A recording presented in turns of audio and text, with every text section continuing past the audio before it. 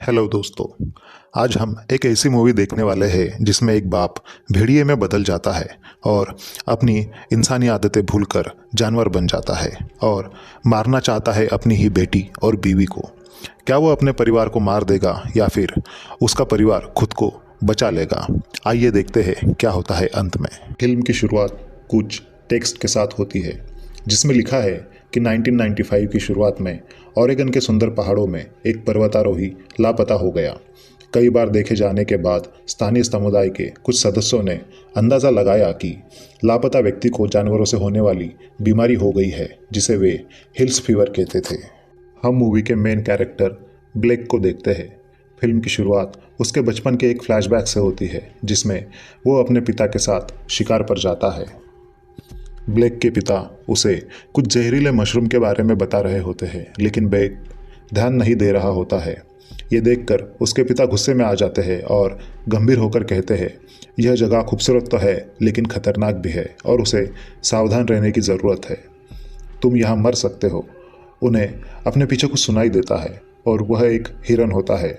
Black के पिता उस पर निशाना नहीं लगा पाते, इसीलिए ब्लेक अपने पिता से दूर भागकर हिरन को पकड़ने की कोशिश करता है। उसके पिता उसका पीछा करते हैं और उसे ढूंढ लेते हैं और भागने के लिए उसे डांटते हैं, लेकिन तभी उन्हें कुछ और सुनाई देता है, जंगल से आती एक धीमी गुर्राहट। ब्लैक के पिता उसे पास छिपने की जगह में जाने के लिए कहते हैं और दरवाजे पर बंदूक तानते हैं और उन्हें कुछ पास आता हुआ और सीढ़ी चढ़ने की कोशिश करता हुआ सुनाई देता है। जो भी हो, वह ज़ोर ज़ोर से सांस ले रहा है और उसकी सांस पेड़ के किनारे से आती हुई दिखाई देती है, जिसका मतलब है कि वह वहीं पर है। आवाज़ें बंद हो जाती है और ग्रेडी यह देखने के लिए जंगल में जाता है कि वह क्या था। हम पेड़ के किनारों पर एक खरोच भी देख सकते हैं। जैसे ही वह अपनी राइफल से जंगल में चारों ओर देखता है, उसे वह मिल जाता है। जिस हिरन का वे शिकार कर रहे थे उसने उसे चीर फाड़ दिया था।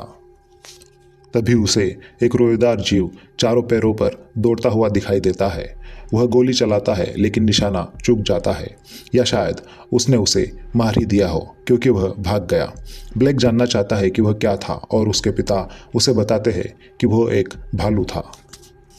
उस रात घर वापस आकर ब्लैक नीचे रेडियो पर अपने पिता ग्रेडी की आवाज़ सुनता है।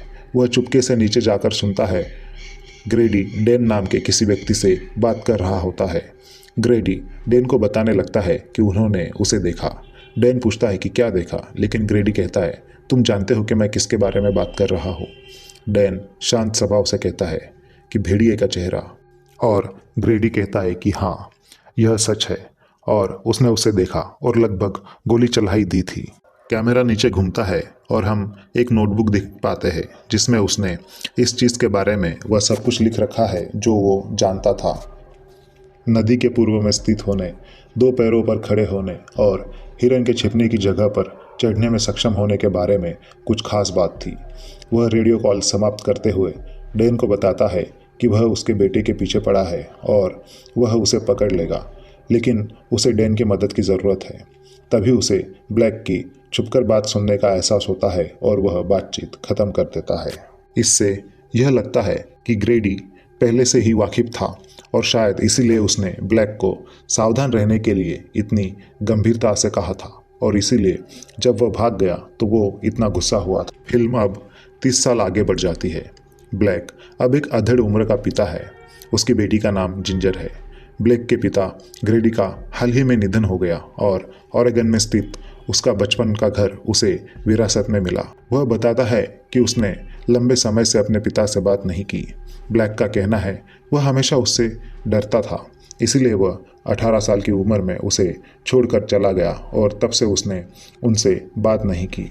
अब उसे अपने पिता की याद आती है। खैर, ब्लैक अब एक स्ट्रगलिंग राइटर है और पैसे की तंगी से गुजर रहा है, इसलिए वो डिसाइड करता है कि वे कुछ समय के लिए ओरेगन में स्थित अपने घर पर जाएगा।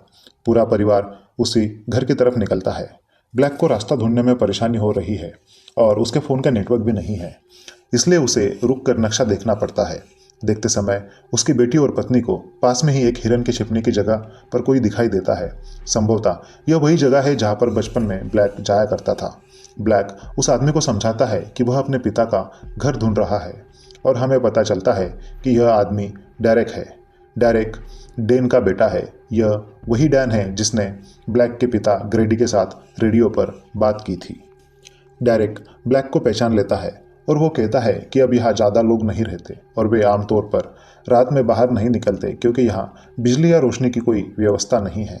डेरेक थोड़ा अजीब लगता है, लेकिन यहाँ रहने वाला कोई भी व्यक्ति थोड़ा पागल हो सकता है। वह अपने पिता का घर दिखाने की पेशकश करता है ताकि वे थोड़ा आराम कर सके, लेकिन ब्लैक की पत्नी थोड़ी हिचकिचा रही है। लेकिन ब्लैक मान जाता है। वापस गाड़ी चलाते समय कोई व्यक्ति या कोई चीज़ सड़क के बीच में खड़ी थी, जिसके कारण ब्लैक को अचानक गाड़ी मोड़नी पड़ी और वह सड़क के किनारे से नीचे एक विशाल पहाड़ी से टकरा गया, जहां उसकी गाड़ी कुछ पेड़ों से जा टकराई। वह क्षण भर के लिए बेहोश हो जाता है और ट्रक हवा में लटक जाता है। डेरेक तुरंत अपना दरवाज़ा खोल देता है, जिसके कारण वह लगभग 12 फीट नीचे ज़मीन पर गिर जाता है। ब्लैक की पत्नी और बेटी खिड़की से निकलकर ट्रक की छत पर चढ़कर सुरक्षित स्थान पर पहुंच जाते हैं। ब्लैक, जो अभी भी अंदर ही था, मिरर में ट्रक की ओर कुछ आता हुआ देखता है। वह किसी तरह समय रहते दरवाज़ा बंद करने में कामयाब होता है, लेकिन वह प्राणी या वो जो भी हो ट्रक के किनारे रेंगता हुआ खिड़की तोड़ देता है, जिससे ब्लैक की बाह पर चोट लग जाती है। फिर वह प्राणी नीचे कूदता है और डेरेक के शरीर को घसीट कर ले जाता है। अब तीनों ट्रक से उतरकर घर की ओर भागते हैं और ठीक समय पर घर पहुंच जाते हैं। वह जानवर उनके पीछे लग जाता है और दरवाजे पर जोर जोर से दस्तक दे रहा होता है। ब्लैक को उम्मीद है कि वह सुबह तक यहाँ इंतजार कर सकते हैं और फिर चले जाएंगे। इसके बाद ब्लैक जनरेटर ढूंढता है और उसे चालू करता है। वह अपनी बेटी को दिलासा देता है और फिर सुझाव देता है कि वो सामने के दरवाजे को बंद कर दे ताकि वह चीज़ उसे तोड़ न सके। उसकी पत्नी जानना चाहती है कि आखिर वो चीज़ क्या थी, लेकिन ब्लैक को नहीं पता। उसका कहना है कि आवाज़ किसी जानवर की जैसी लग रही थी, लेकिन जब उसने उसे सड़क पर देखा तो वो किसी इंसान की तरह अपने 2 पैरों पर खड़ा था। जब वह ये कहता है तो उसकी पत्नी डर जाती है। उन्हें मदद के लिए फ़ोन करना चाहिए, लेकिन जाहिर है किसी के पास मोबाइल का नेटवर्क ही नहीं है। ब्लैक को तहखाने में अपने पिता का पुराना रेडियो मिलता है और वह किसी से संपर्क करने की कोशिश करता है, लेकिन इसका भी कोई फ़ायदा नहीं होता। फिर उसे अपने पिता का पुराना मांस स्टोर किया हुआ मिलता है और वह चबाने के लिए एक टुकड़ा लेता है और उसका एक दांत टूटकर गिर जाता है। उसकी पत्नी उसके मुंह में लगाने के लिए कुछ पट्टी लाती है और तभी उसकी नज़र उसकी बाह पर पड़े बड़े घाव पर पड़ती है। ब्लैक को लगता है कि उसे ट्रक की खिड़की से चोट लगी है, लेकिन उसकी पत्नी कहती है, ऐसा नहीं लगता कि तुम्हें कांच से चोट लगी है। इसका मतलब यह है कि घाव संभवतः उसी जीव के कारण हुआ है जो शायद इसी वजह से उसका दांत गिर गया। उसमें बदलाव आना शुरू हो गया है। ब्लैक सामने के दरवाजे को मजबूत बनाने की पूरी कोशिश करता है। हथौड़ा चलाते समय वह अपना संतुलन खोने लगता है और अपने ही हाथ पर चोट मार लेता है। देखते हैं कि उसके हाथ के घाव से कुछ संक्रमण की तरह फैल रहा है। उसे ऊपर से ज़ोर ज़ोर से आवाज़ें आने लगती है, इसलिए वह जांच करने के लिए ऊपर जाता है। उसे वहाँ एक बड़ी मकड़ी के अलावा कुछ नहीं मिलता और ऐसा लगता है कि खटखटाहट की आवाज़ अटारी से या बाहर से आ रही है। फिर वह नशे में धुत व्यक्ति की तरह व्यवहार करने लगता है। शायद उसे भ्रम हो रहा है। जब वह वापस अपने परिवार के पास आता है तो उसे एक तेज चीख सुनाई देती है और वो वापस नीचे चला जाता है। बाहर कुछ है, इसलिए वह अपने परिवार को चुप रहने के लिए कहता है। वे उस प्राणी को खिड़की के पास सीधे खड़े होकर गुजरते हुए देखते हैं। वो जानवर पीछे की दरवाजे की तरफ गया है। ब्लैक उसे देख लेता है, इसलिए वो सुनने के लिए वही खड़ा हो जाता है। इसके बाद वुल्फमैन दरवाजे को तोड़कर अंदर घुसता है और ब्लैक के पैर को पकड़ लेता है, जिससे वह और भी घायल हो जाता है। इसके वजह से ब्लैक के साथ पहले जो भी बदलाव हो रहे थे वो और भी ज़्यादा तेज़ हो जाते हैं। जब वह थोड़ी देर बाद जागता है तो उसे तहखाने से कुछ अजीब आवाज़ें सुनाई देती है। नीचे जाने पर उसे पता चलता है कि आवाज़ें उसकी पत्नी की है और वह उसकी बात समझ नहीं पा रहा है। वह जो कुछ भी कह रही है उसे सब बेतुका सा लगता है, लेकिन जब हम उसके नज़रिए से देख रहे होते हैं तो वो सामान्य रूप से बात कर रही होती है। वह सोशल मीडिया पर मदद की गुहार लगा रही है और कह रही है कि उन पर किसी जानवर ने हमला किया था और उसके पति के साथ कुछ गड़बड़ है। वह दोबारा बोल नहीं सकता।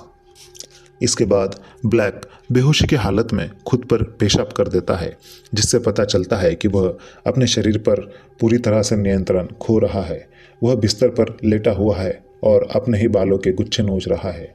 उसकी पत्नी उसे कुछ कागज़ के टुकड़े देती है और उस पर अपने मन की बात लिखने के लिए कहती है, लेकिन वे मुश्किल से ऐसा कर पाता है। वह जो कुछ भी लिखता है वो बड़ी मुश्किल से अपने मौत की बात लिखता है, लेकिन उसकी पत्नी उसे विश्वास दिलाती है कि उन्हें ज़रूर मदद मिल जाएगी और वो जल्दी से ठीक हो जाएगा। लेकिन ब्लैक उसकी कोई भी बात समझ नहीं पा रहा। ब्लैक देखता है कि पूरी दुनिया में एक अजब नीली चमक है और उसकी पत्नी की आंखें भी नीली और चमकदार बन गई है। ब्लैक की पत्नी ने उसके हाथ की जांच की और पाया कि उसकी हालत काफ़ी ख़राब हो चुकी है। त्वचा उतरने लगी है और हड्डियाँ दिखाई दे रही है। अब ब्लैक अचानक से उछलकर खड़ा हो जाता है और पागल कुत्ते की तरह अपनी हाथ को चबाने लगता है। उसकी पत्नी यह देखकर बहुत ज़्यादा डर जाती है, लेकिन उसे अचानक एक पल के लिए होश आता है और वो जो कर रहा होता है उसे रोककर शांति से दूसरे कमरे में चला जाता है। ऐसा लगता है जैसे वो कुछ कहना चाहता हो लेकिन कह नहीं पा रहा हो। उसकी पत्नी शार्लेट आखिरकार देखती है कि खलिहान के पास एक ट्रक खड़ा है और वह उसे इस्तेमाल करके भागने की कोशिश करने वाली है। वे सब एक साथ बाहर चले जाते हैं और ब्लैक अब पहले से कहीं ज़्यादा खराब और भयानक दिख रहा है। शार्लेट ट्रक में एक अतिरिक्त बैटरी लगाती है और उसे स्टार्ट कर देती है, लेकिन जैसे ही वह अंदर जाती है और वाइपर चालू करती है, वुल्फमैन गाड़ी के बोनट पर आ जाता है, जिसके बाद वुल्फमैन से खिड़की तोड़कर अंदर घुसता है और गियर शिफ्टर को पकड़कर फाड़ देता है। वे सभी ट्रक से बाहर निकलते हैं और पॉली हाउस की ओर दौड़ते हैं। वे ऊपर चढ़ने के लिए एक सीढ़ी का इस्तेमाल करते हैं और फिर सीढ़ी को अपने पीछे खींच लेते हैं। वुल्फमैन उछलने लगता है और छत पर वार करने लगता है, जिससे उसमें बड़ी बड़ी दरारें गिर जाती है। जिंजर इन्हीं दरारों में से एक में गिर जाती है, लेकिन वे उसे ठीक समय पर ऊपर खींच लेते हैं।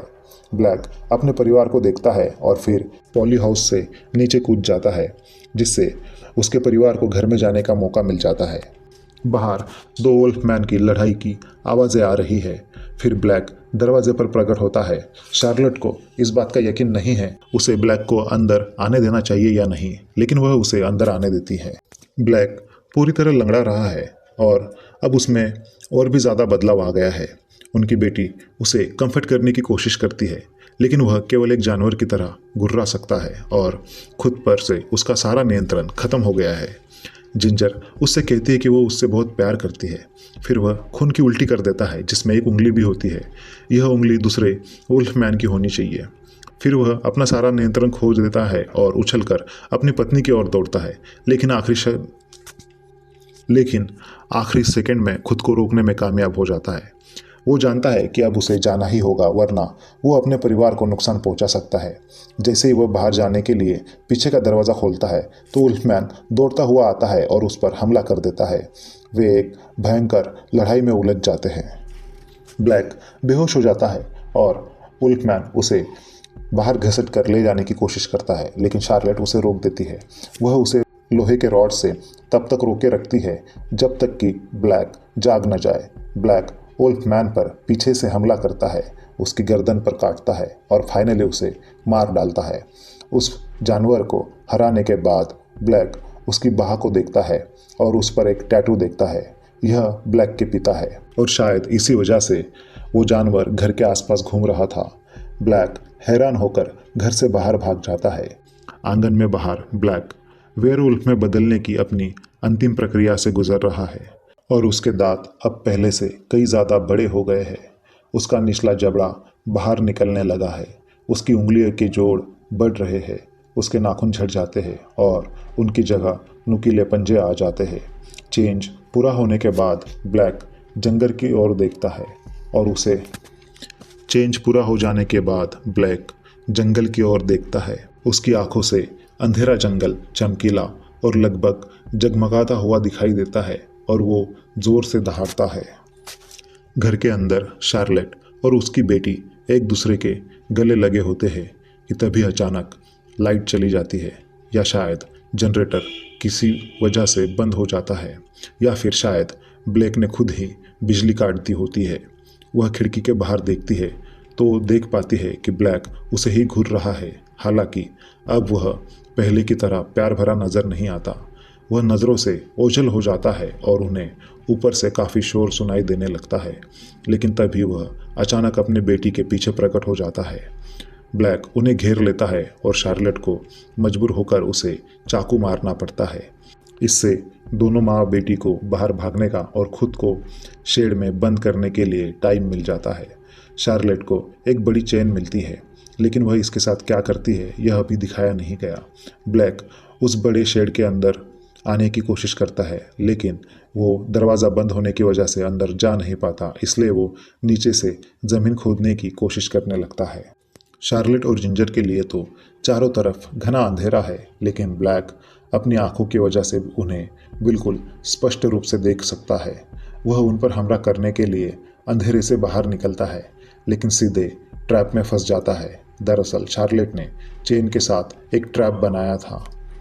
शार्लेट ब्लैक को ट्रैप में फंसा देती है ताकि वो भाग ना सके और फिर अपनी बेटी को लेकर जंगल में भाग जाती है, जबकि ब्लैक उसी शेड में बंद रह जाता है। ब्लैक अपने दांतों से अब अपना पैर काटकर अलग करता है और अपने परिवार के पीछे रेंगने लगता है। वे उसी जगह पर वापस आ गए हैं जहां उनका ट्रक का एक्सीडेंट हुआ था और ब्लैक भी उनका पीछा कर रहा है। बेशक इतनी भागदौड़ के बाद वे अंततः फिल्म की शुरुआत में दिखाए गए हिरन के छिपने की जगह पर वापस पहुंच जाते हैं।